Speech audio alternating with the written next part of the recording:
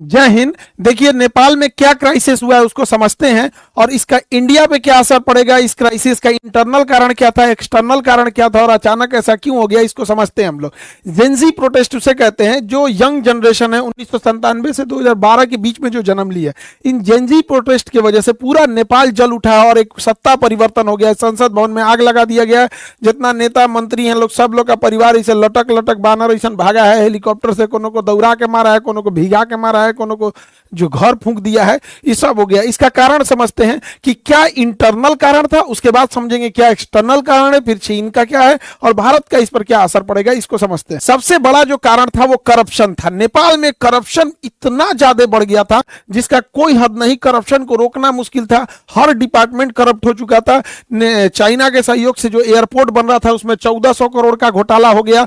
ललिता निवास में घोटाला हुआ, गिरी बंधु में हो गया 54,000 करोड़ का घोटाला हुआ और ओरिएंटल में हो गया 13,000 करोड़ का घोटाला। कोऑपरेटिव सोसाइटी में इसके लगभग 70,000 करोड़ का घोटाला हुआ। इसका मेडिकल हेल्थ इंफ्रास्ट्रक्चर एकदम पीछे है नेपाल का। एमआरआई और ये जो बड़े बड़े जो ये मशीनें हैं उसकी उपलब्धता एकदम नेपाल में कम है। आर्म्स डील में बरेटा कंपनी से जो आर्म्स जिसका दाम था उससे 4 गुना रेट में दलाली में खरीद के लाया सब। पतंजलि को जो जमीन विवाद हो गया पतंजलि से कर लिया सब। यहाँ पर चाय का गोदाम कमर्शियलाइजेशन के लिए बेच दिया। इतना भयानक करप्शन हुआ और जिस कारण महंगाई बढ़ गई। छोटी सी छोटी चीजों के लिए महंगाई इतनी बढ़ गई थी कि बच्चे जो स्टूडेंट थे जो नॉर्मल ग्रेजुएशन करते थे, बीए बीए सीए लोग, इन लोग को अपनी फीस भरने के लिए पार्ट टाइम जॉब करना पड़ गया। इतनी महंगाई बढ़ गई थी और लोग जॉबलेस हो गए थे। और खाली मतलब एक पुरुष का खाली बेरोजगार इंसान बड़ा खराब जिंदगी होती है। आसमान थूकता है, जमीन गाली देती है, उसको लगता है अपना जीवन बोझ हो गया है। खाली जेब जो होता है ना ये बड़ा दर्दनाक होता है, बड़ी भारी होता है खाली जेब। तो इससे नेपाल का युवा परेशान था, एकदम परेशान था नेपाल का युवा। नेपाल के युवाओं को विदेश जाकर नौकरी करना पड़ता था, विदेश में आके शेफ का नौकरी। अभी आप भारत में देखिए चाउमीन मोमो, ये लोग ऐसे इंडिया में फेमस है कि नेपाली जो शेफ होते हैं चाउमीन और मोमो बड़ा अच्छा बनाते हैं। यहाँ से बेचारे काम करके विदेशी रेमिटेंस भेजते थे अपने देश में और उन पैसों से नेताओं के बच्चे अयासी करते थे। नेपाल की जो यंग जनरेशन थी सोचिए कितनी मुसीबत में होगी कि युद्ध के दौरान वो लोग यूक्रेन से लड़ने के लिए रसिया में भर्ती हो गए और रूस ने उन्हें 20-25 दिन की ट्रेनिंग दिया, हथियार थमा के भेज दिया यूक्रेन से लड़ने के लिए और वहां वो लोग शहीद हो गए थे। उनका घर परिवार उजड़ गया। इतना भयानक वहां बेरोजगारी का आलम था। अब इनमें होता क्या है, वहां पे जैसे 2008 में राजतंत्र, राजा को हटा के लोकतंत्र जब बना था तो यहाँ कुछ ही पार्टियों का दबदबा था। नेपाली कम्युनिस्ट पार्टी हो गया, नेपाली कांग्रेस हो गया, यहाँ पे जनता संवादी पार्टी हो गया, इंडिपेंडेंट हो गया, सब ये कई ठो थे सब यहाँ पे। लेकिन ये 3 लोगों देखिए ये आदला बदली करते रहते थे सब। पहले ओली बना 18 में, फिर देहुआ बना 21 में, फिर प्रचंड बना 22 में, फिर अबुढ़वा बन गया 24 में। इतना ऐसे ऐसे हो रहा था यार नेपाल में, ऐसे यहाँ से यहाँ इस तरह से इन लोग का सत्ता परिवर्तन मैंने पारा पारी खेल रहा है। एबेरी हम, एबेरी तुम, एबेरी हम। यहाँ पे जनता परेशान हो गई, सारा गठबंधन कर ले रहा था सब। कब किससे गठबंधन कर लेगा पता ही नहीं चलेगा, ये उसको गरियाएगा उसको गरियाएगा, फिर गठबंधन करके सरकार बना लेगा। तो इससे पूरी पब्लिक परेशान हो गई थी। और इनके भैया सबसे बड़का कारण ये नमूने बने हैं सब। नेताओं के बच्चे इतने बेवकूफी किया है सब, जाके टिकटॉक पर, इंस्टाग्राम पर अपनी लग्जरी लाइफ जीने लगे सब, विदेश में घूमने लगे सब, पार्टी कर रहा है सब। यहाँ देखिए ये कहाँ घूम रहा है, यहाँ पर ईशांतरा अंडरवियर पहन लेगी, पैंट पहन ले, पते नहीं चल रहा है कि यहाँ पे इो कोनो के होगवे करेगी। यही सब नौटंकी किया से देखिए।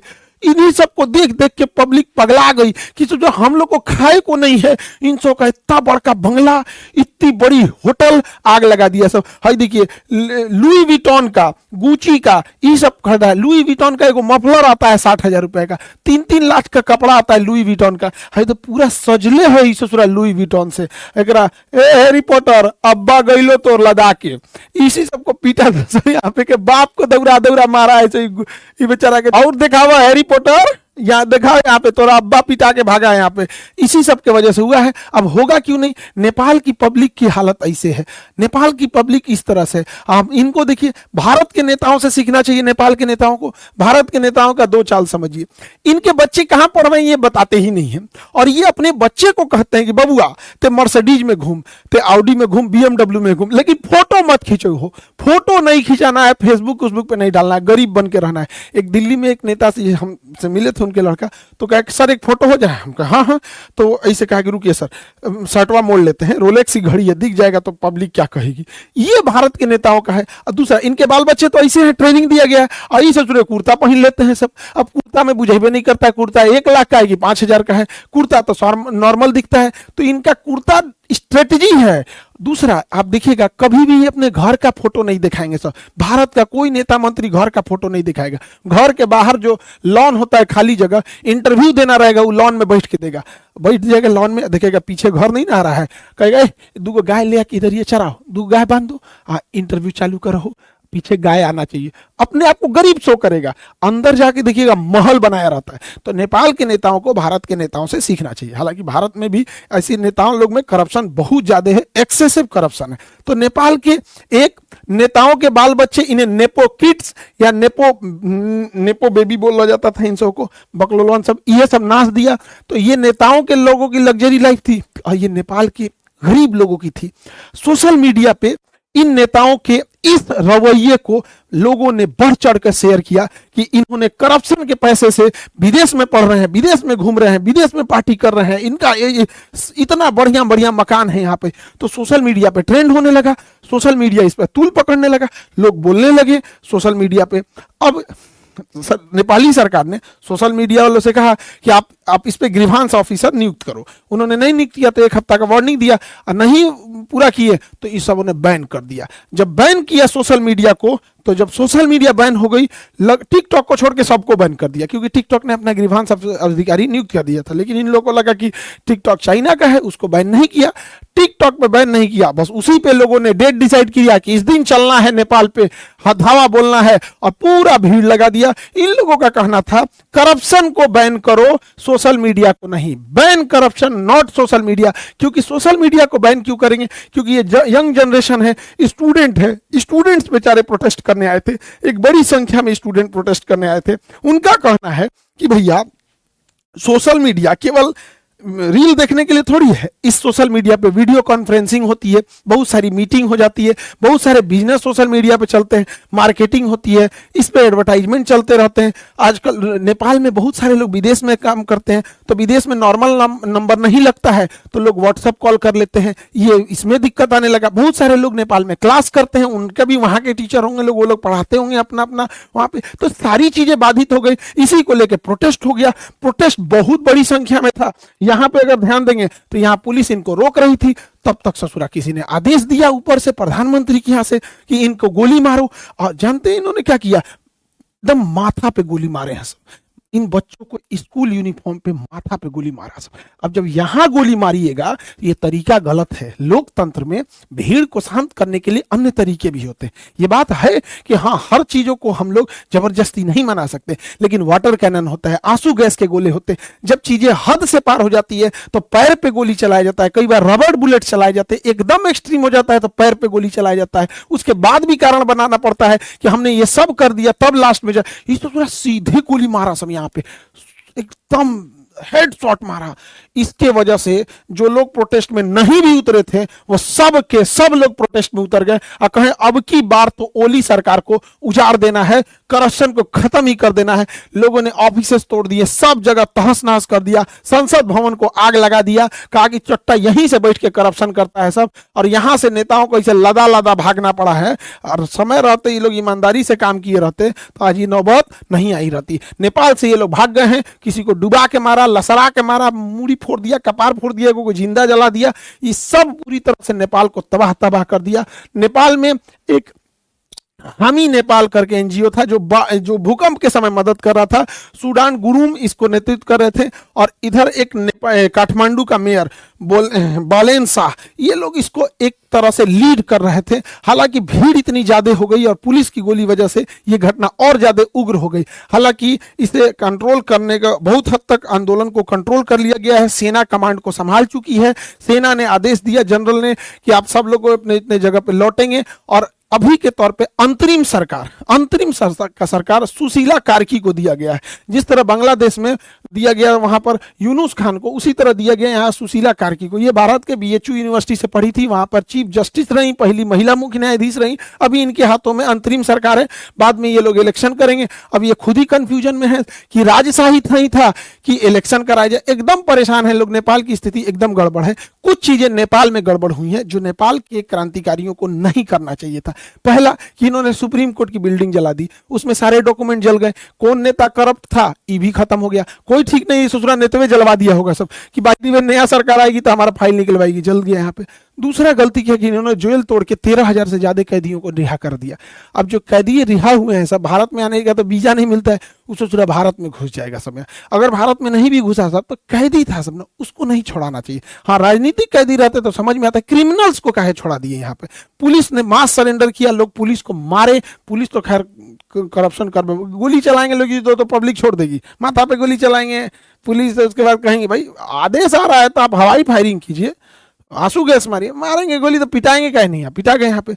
लेकिन इससे भारत को क्या हुआ, भारत को एक लॉस लगा।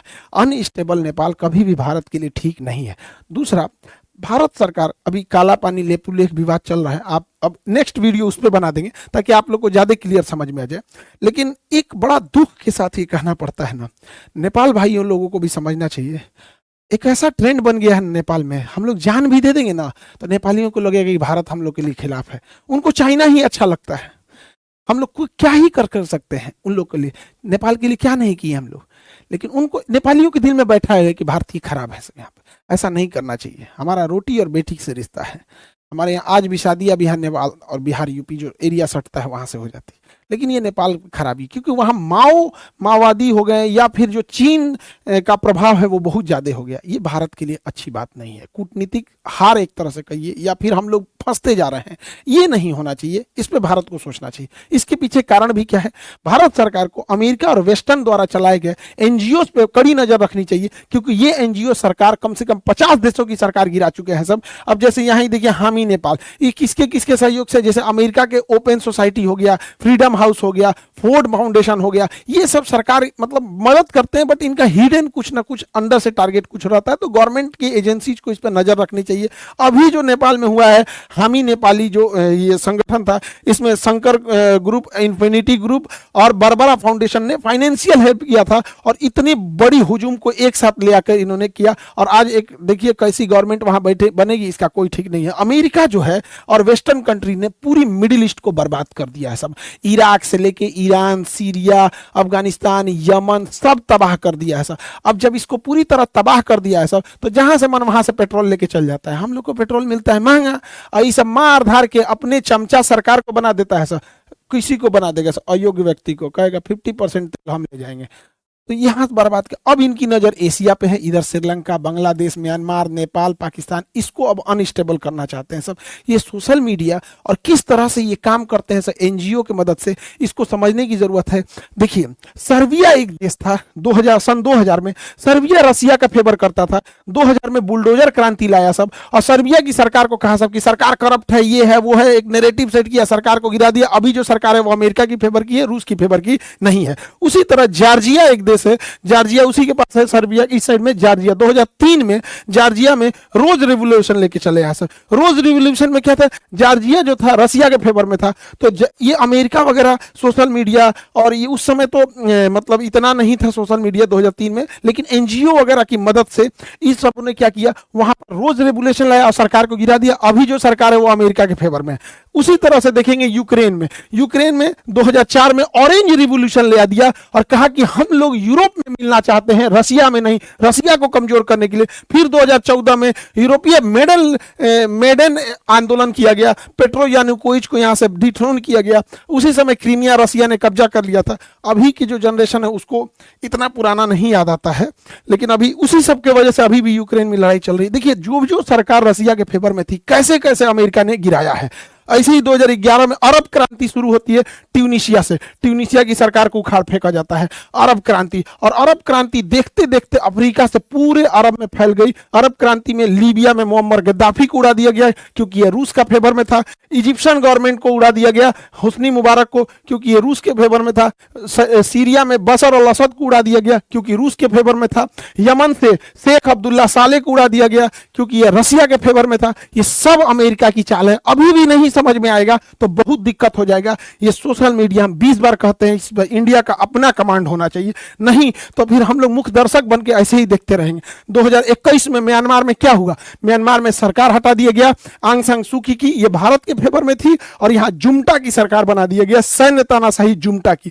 हुआ क्या? 2017 से 2021 तक म्यांमार से रोहिंग्या भारत में घुस गए। आज रोहिंग्या भारत की एक बड़ी समस्या बन चुके हैं।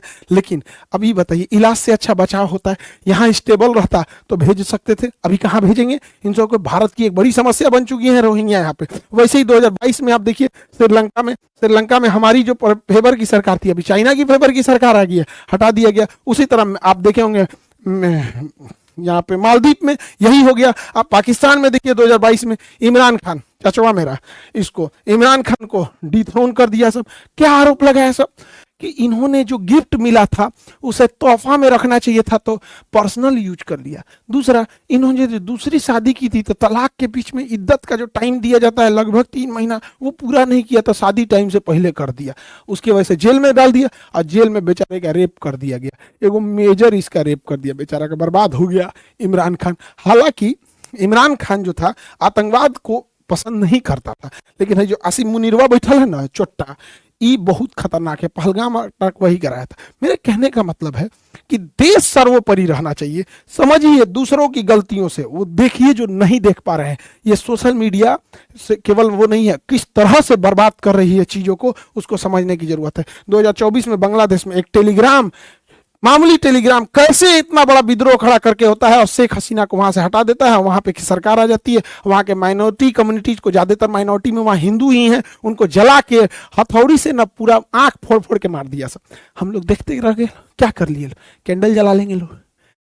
हम लोग को सचेत होने की जरूरत है क्योंकि ये सब स्लीपर सेल का काम करते हैं सब। यहाँ पे इतनी ज्यादा डिपेंडेंसी भारत की हो गई है इनके ऊपर जिसका कोई हद नहीं। गूगल का केवल एक चीज नहीं है, गूगल का यूट्यूब है जिसपे आप हमको देख रहे हैं, ये गूगल का, इसी का प्ले स्टोर है जिसपे से आप जोमेटो, आप यूपीआई हेन डाउनलोड करते। इससे नहीं डाउनलोड करेंगे तो क्रोम से करेंगे, तो दोनों तो भैया एक है। यहाँ पे मेल किससे करिएगा आप? कोई भी नया एप्लीकेशन रह गया मेल करना पड़े, ये भी इसी का है। अब सब छोड़िए ना, मोबाइलवा तो एंड्रॉइड है, मोबाइल सैमसंग का लीजिए, वीवो का लीजिए, किसी को लीजिए, लेकिन उसके अंदर जो सॉफ्टवेयर है वो एंड्रॉइड है। एंड्रॉइड किसका है? इसी गूगल का है। अच्छा, कई लोग कह रहे हैं कि अच्छा मीडिया में, कई मीडिया, भारत की मीडिया को तो जानते ही हैं, उनका कहना है कि सर खान सर ने बताया कि प्ले स्टोर नहीं है तो एप्पल स्टोर यूज कर लेंगे, प्ले स्टोर नहीं है तो सैमसंग का यूज कर लेंगे, प्ले स्टोर नहीं है तो अमेजोन का यूज कर लेंगे। अरे बैल बुद्धि, हमरा गूगल से थोड़ा ना दुश्मनी है, हमरा बस इस बात की शिकायत है कि ये हमारा नहीं है, विदेशी है। तो आइयो तो विदेशी है, आइयो तो विदेशी है, आइयो तो विदेशी है। ये कौन बात हुआ कि आसमान से गिर के खजूर पे अटकेंगे कि गूगल बंद हो जाएगा तो एप्पल यूज कर लेंगे, सैमसंग यूज कर लेंगे, अमेजन। अरे तरीका कौन समझाएगा रे मेरे भाई कि हमको प्रॉब्लम गूगल से नहीं, हमें बस ये है कि हमारा अपना होना चाहिए, न कि विदेशी होना चाहिए। जब बैल बुद्धि मीडिया को क्या समझाएं हम? यहाँ पे जीमेल के जगह हमें अपना मेल यूज करना चाहिए, भारत मेल, भारत मेल। तो मीडिया के कुछ बंधु ये कह रहे हैं कि जीमेल की जगह भारत मेल लोग अपनाएंगे। क्यों नहीं अपनाएंगे? तो होना चाहिए, उतनी सोच होनी चाहिए। हम भारत मेल लाएं, जितनी भी योजनाएं हैं भारत सरकार की, चाहे वो जनधन योजना हो, चाहे वो राशन योजना हो, खाद बांटना हो, एलपीजी सिलेंडर बांटना हो, उसका ओटीपी मेल जीमेल पे ना जाके भारत मेल पे जाएगा। वोटर कार्ड का वेरिफिकेशन भारत मेल पे जाएगा। आधार कार्ड का वेरिफिकेशन गूगल जीमेल पे ना जाके भारत मेल पे जाएगा। इनकम टैक्स, जीएसटी, टीडीएस, ये सबका कहां जाएगा? भारत मेल पे जाएगा। मजबूरी बनेगी लोगों को जीमेल के साथ साथ भारत मेल भी रखना।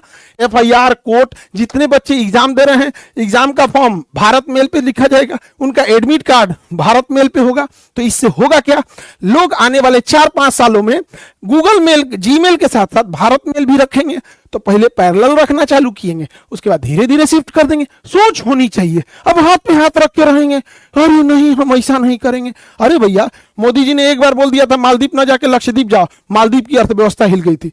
मोदी जी ने एक बार बोला था थाली बजाओ, पूरा देश थाली बजा दिया था। तो पूरा देश जीमेल की जगह पे इसके नहीं शिफ्ट होगा? उतना होना चाहिए।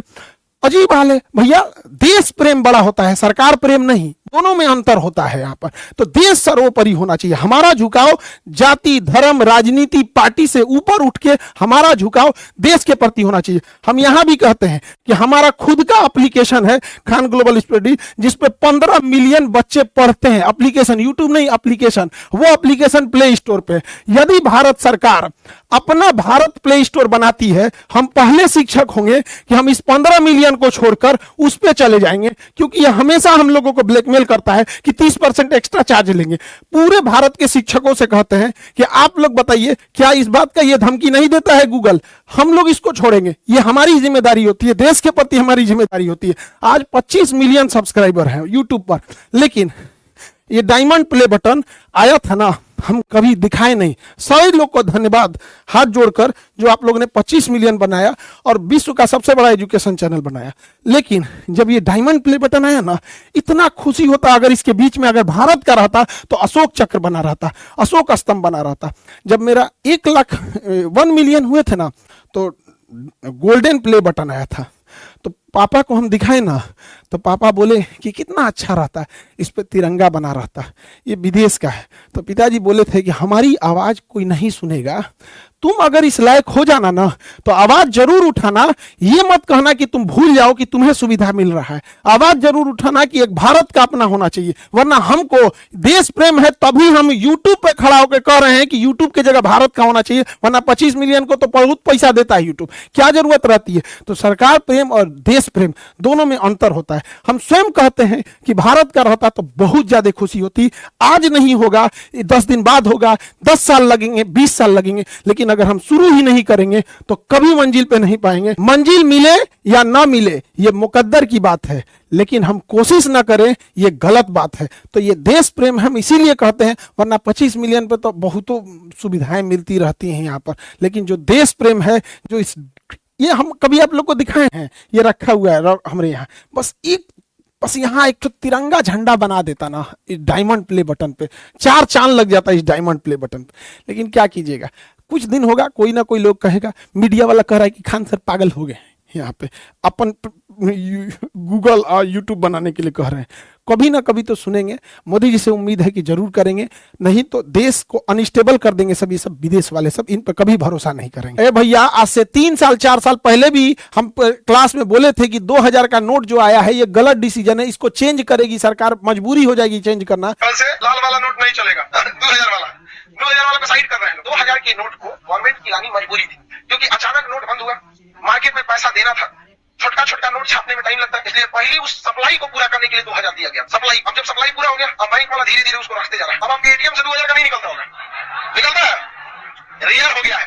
अब 2000 बहुत कम मिल रहा होगा, धीरे धीरे उसको साइड कर दिया जाएगा। और क्या हो जाएगा, 500। करप्शन कम करने के लिए मैक्सिमम नोट 100 रुपए का ही होना चाहिए। समझा गया कि नहीं? गया अब तो नहीं जाओ तो किसी को 10 लाख घूस देने बोरा में लेके, 10 लाख रुपया 100 का नोट हो गया तो कहां ले जाएंगे बोरा? आप देख लीजिए आज चेंज हो गया कि नहीं। वैसे ही हम कहते हैं कि एक दिन इस गूगला को भी बदला जाएगा, और वह दिन आएगा जब भारत अपना सर्च इंजन बनाएगा, हम अपना प्ले स्टोर बनाएंगे, हम अपना भारत मेल बनाएंगे। उस दिन का भी इंतजार रहेगा। और अगला बैच आप लोग का बीपीएससी का है, जो 23 सितंबर को आ रहा है, और 99 रुपए का इंडियन मैप। बाबू लोग, अगर जीएस पढ़ना है तो मैप बहुत जरूरी है पढ़ना। अब महज 99 में, इस 99 में हम 30% सरकार को इनकम टैक्स देंगे, लेकिन फिर कहते हैं कि हमसे आप इनकम टैक्स लीजिए, लेकिन बच्चों से लिया जाने वाला 18% जीएसटी प्लीज छोड़ दीजिए। हमें अपना स्वार्थ रहता तो हम कहते हैं कि इनकम टैक्स मत लीजिए, लेकिन हम कहते हैं आप लीजिए, लेकिन बच्चों का प्लीज। अभी 99 रुपया में आप 18% जीएसटी लेंगे, बचवा सबको अफसोस लगता है। क्या बाकी आपकी मर्जी। आई होप आपको ये टॉपिक समझ में आया होगा। अब इसके बाद लेपुलेख, काला पानी और नेपाल का नक्शा का क्या विवाद है रहा है उसको समझा देंगे। फ्रांस का भी पिटाया है सब नेता, अमेरिका में को गोली मार दिया, इसको नेक्स्ट क्लास में समझा देंगे। मिलेंगे नेक्स्ट क्लास में। जय हिंद।